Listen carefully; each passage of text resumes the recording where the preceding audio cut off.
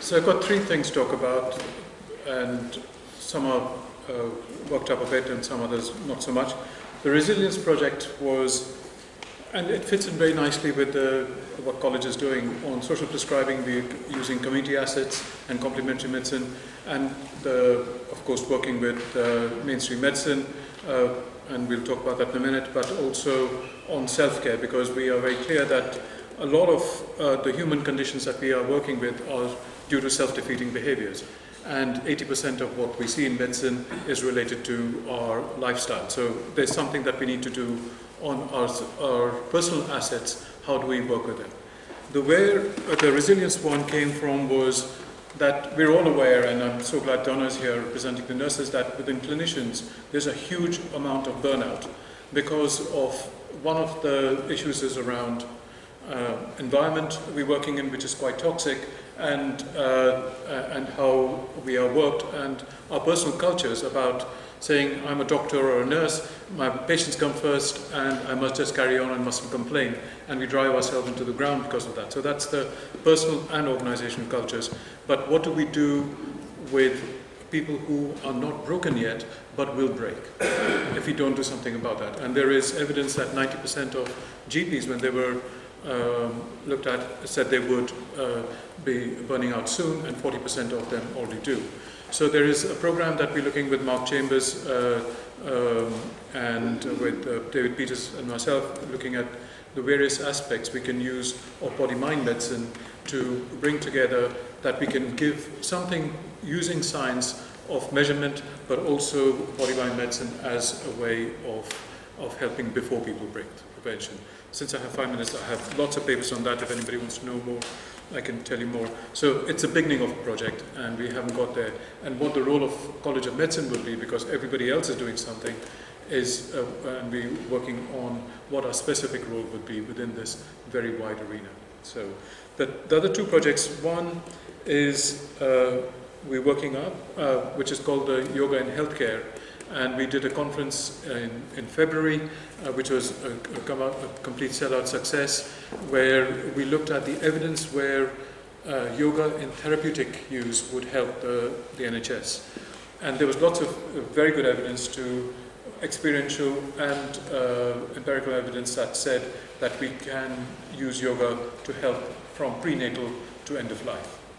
So one of the things that Lord Brooke brought up was why will the NHS want to engage in this? So we took on ourselves, we did a paper for the Minister on where does the yoga fit in to help sustainability of the NHS through the NHS long-term plan. Because you may be aware their 10-year plan has been published, and unless yoga is helping that, the NHS will be distracted by many other things. So we wanted to be very clear. And not in order of what we've been doing, but we then are also looking at the economic case. So Lord Layard, who created the economic case for improving access to psychological therapies, that's why the NHS now has counsellors commissioned. He's going to help us create the economic case, and we're meeting him on the 25th of July. We're also working with the APPG, where we've had a number of topic experts come and tell us how it works and the science behind it. And lastly, we've had a meeting with Sarah Bezin, helped us immensely, where the college is getting involved with this. We've got three committees. One is the providers. So the providers, experts of yoga will meet together to be clear how they, one, will create, they keep their businesses outside and bring together their expert experience, how they will input into creating some standards and standardization, where yoga for therapeutic use can be used. So as a GP, I'm confident that the provider is trained, is accredited, is outcome-based and quality assured before I refer my patient. So that needs to happen, and Sarah started the ball rolling with creating a clear framework around which the standards will be set, and the providers are now meeting together under a chair who will work through the standards. And this will be made public once we go through that. The clinicians will look at these standards and say how they will work with these standards, and then the policy and strategy group will say how we promote that as a college.